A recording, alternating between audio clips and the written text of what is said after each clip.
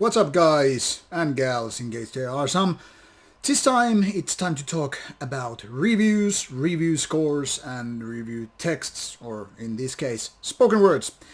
This is more about rant, so I guess this is even more an opinion video as versus some other topics, because one thing really bothers me every now and then, and recently, that is today earlier on, when I was doing one of the reviews, I bumped into a couple of review texts on Metal Archive's site which basically had nothing to do with the scores. Let me put it this way. The text was quite okay, like, okay, this isn't anything new, this is actually a little bit crappy, blah blah blah, kind of stuff. That which kind of makes you expect certain mediocre release, say 5 out of 10, or maybe 50% or whatever. As you might know, on Metal Archive's percentage is used, but the idea is the same. Whether it's 1 to 10, 1 to 5, or 1 to 100, 1000 even, the same thing applies. You pretty much know if it's 500 out of 1000 maximum points or 2.5 out of 5. It's still the same basic mathematics. If you don't understand that, you might just well click this video off because it's too complicated for you. Now, my point here is, sometimes you just click open a review. Maybe it's your favorite website, maybe it's a zine you are reading, maybe it's a video, or any kind of review whatsoever. It doesn't have to be about music. It can be about gaming, it can be about books, movies, TV series. Doesn't really matter. But what you are after there is, most of all, information. Secondly, I guess, it's sort of a criticism. You are supposed to get the kind of information which then again supports the actual thing said. That is, hey, this is a new death metal album by Dayside. Okay, I like Dayside. Okay, it's gonna be cool. And now this album is not that good, but it's worth listening to. And then you're like, okay, it's maybe 6 out of 10, maybe 7. Could it be 8? No. If it was good, it would be 8 out of 10. Okay, so it must be like 6 out of 10. And then suddenly the review is like 2 out of 10, and you're like, what? That's supposed to be really bad if you get 2 out of 10. Or the vice versa. Sometimes people like saying, yeah, this album is pretty okay, blah, blah, blah. It's worth listening, it's not the best of the year, blah, blah, blah. And then you see like 9 out of 10, and you're like, what? Aren't you supposed to have these big numbers, these big scores for the best of the year, the album of the year material and all that stuff? Now, don't get me wrong, I am often, that is in Finland, especially prior to making Rauta, because when I was known more for my written reviews, I'm often known as the guy who is never kind of pleased with the stuff. I really rarely go for 10s, even 9s. I kind of have this subconscious cap around 8.5 or 9 out of 10. It's not what I want to do, but really rarely, I get albums that are like mind-blowingly good. That is among those really best of the best classics. So I don't just hand out good numbers, in order to please people. Also, the same applies about the numbers in the low, like the bottom ones, 1, 2, or 3 out of 10. Because most albums are not really that bad. I mean, I may be a mean person sometimes with my reviews, but I don't hate music. I don't hate musicians. I love music. Otherwise, I wouldn't be doing this in the first place. My point here is, if we look at the Gauss thing, it goes pretty much like that. You have as few of 10 out of 10s as you're supposed to have 1 out of 10s. Most of the stuff here on the, amount of stuff going like this, most of these are supposed to be 6 and 5s or 6 out of 10. You are supposed to roughly have as many 7 out of 10s as you supposedly have 4 out of 10s, and so forth. So the very few ones, the best of the best and the worst of the worst, they are the ones that go like 1 out of 10, 2 out of 10, and 9s and 10s out of 10. You get the idea. I hope that at least you do. But so often you see some texts and review scores which don't even make sense. And then you start to question the credibility of this any given review person. That applies to me as well as the rest of the world. Anybody who is giving any kind of rating or ranking or whatever, you're supposed to have these going hand in hand. So if you say nice things about an album, you're supposed to give a nice score. If you say bad things about an album, same applies. You give a bad score. But you don't really give a good score for a mediocre album. And that is, if you're saying it's a mediocre album, you don't go with 9s. Or you don't go with 3s if you think it's pretty mediocre. Because that really bugs me, and that's when you break the consistency. That's when you break the logic.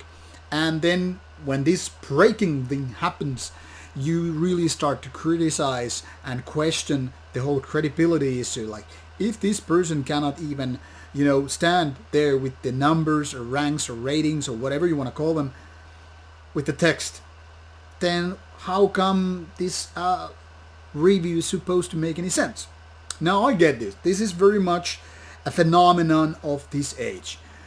All the possible medias supposedly have these angry XXX guy, angry video gamer guy, angry metal review guy, angry who knows what guy. And to me it's kind of annoying, because now it seems to be very cool and hype and all that trendy stuff to be this very angry guy. Like, I don't like this bit at all. I like it, but I'm gonna say it. I'm gonna be angry about it because my channel is all about being angry. People like when me angry. Hulk hates everything. So it's kind of a cheap entertainment. I mean, after a while, when everybody knows you're angry about whatnot, it's like, okay, so you don't like pizzas, you don't like burgers, you don't like Slayer, you don't like... list goes on. And it gets a little bit tedious, boring, and whatever. Because if you're just angry about everything, everybody knows you're not gonna say good things about this and that. Or the other end, which is like, I'm not gonna give anything less than 8 out of 10 or 9 out of 10 to any given album, because I don't want to make enemies. I don't want labels and bands to hate me. I'm just gonna praise everything. Like, for example, a friend's band recently linked me in a review about his album. It was like very nice, 8.5 out of 10. I was like, hey, I'm really happy about it. I'm really happy for you, mate. But then I was reading the other reviews, and it seems like everything is like 8, 8.9, 9, 9.10. Basically, you had nothing but 8s or 9s there. You could have maybe 7.5. But I'm not really sure if there was like... And I was browsing like, I don't know, 40 or 50 of them. And basically everything was from 8 to 9 out of 10. Which then again, you start losing that credibility. It's everything you basically review is really good or super cool or great. It's like, okay, so you're not gonna say nasty words about these bands. Why? If you just review good albums, well, that's a choice, definitely. But then again, it really makes you look like you just can't say bad things about bands. That you are either afraid of them, the bands, the labels, or who knows what, or you are just not really critical person, in which case you're doing the wrong stuff. Because in my opinion I'm a firm believer of that system. When you have whatever scale, 1 to 5 or 1 to 100, doesn't really matter. You have to be able to use all those numbers. Now, I'm a little bit guilty of this as well, because I don't think I ever gave any album 1 out of 10. So, sue me. I have given some 1.5s or 2 out of 10s, because I have always been kind of saving that 1 out of 10, 1 being the minimum number that is, for something really, really bad to happen. But I guess it never happened. And that is, I'm doing this already since 2002. So I guess I'm a little bit guilty of that as well. And I know that I haven't been giving too many 10 out of 10s. So there you have it. But basically from 1.5 to 10 out of 10, I've used the entire scale. And I think that's how it should be. Because really, if those numbers don't go hand in hand with the text or spoken words, doesn't really matter. It loses that credibility. And that is, my friends, the only thing we reviewers have, if even that. I know there is no perfect review person. There are no perfect reviews. It's all about being opinion. When people say, you are not really objective with your review, I'm like, are you a crazy person? Reviews are never objective. When they're objective, they're basically sales pitches. There are no criticality. There is no criticism when you are being objective.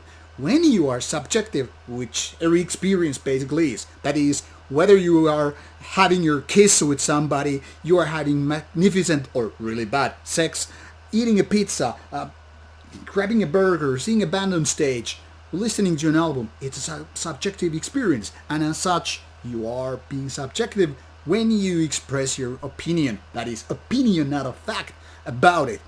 So, whenever you go to the stuff, that's the only thing you have. If you cannot be honest with whatever you do, get the hell out of here. You're not supposed to be there. And it's not about making friends. If you're gonna make friends, stop doing reviews, because that's the worst way to do friends, if kind of impossible. I mean, if I was only giving nice scores to nice bands, everybody gonna be my friend because I praised their album to hell and back, I would be really foolish guy. I might be a foolish guy, and probably am, because I'm doing this video after all, but I mean, my point is, don't do that stuff. And don't believe a person who cannot be critical. Don't believe a person who just hates everything because it's false, it's fake, it's being a poser. And the same applies to being this person who just likes everything because love and happiness. That's not maybe being a poser as such, but it's a pleaser, it's a brown noser. It's a person who is fake as beep. So I censored myself there. So once again, I can be a little bit annoyed with all this crap and bullshit, because it's all about being honest. The honesty is the best policy. It's the only policy when you're doing reviews and stuff. It's the only policy when you're doing your art. I mean, don't try to please people with your music either. I mean, if you create a magnificent riff, that at least that's what you are telling yourself. Just do it. If somebody doesn't like it, too bad. That's how life goes. I mean, there's no single artist who can please the whole world. It doesn't matter if you're a small underground black metal band or the biggest rap artist on the planet. You just can't please them everybody. There's always somebody who hates your guts. Maybe you look wrong. Maybe your band has a stupid name. Your haircut sucks. Or you forgot to shave your head. Or face, I mean. Or maybe you just make stupid music. That's it. So, once again, be honest and expect honesty. If that fails, we're all screwed, even more than nowadays. Thank you for watching this rant. Put your comments in the comments box below, and once again, be honest. Thank you. Bye.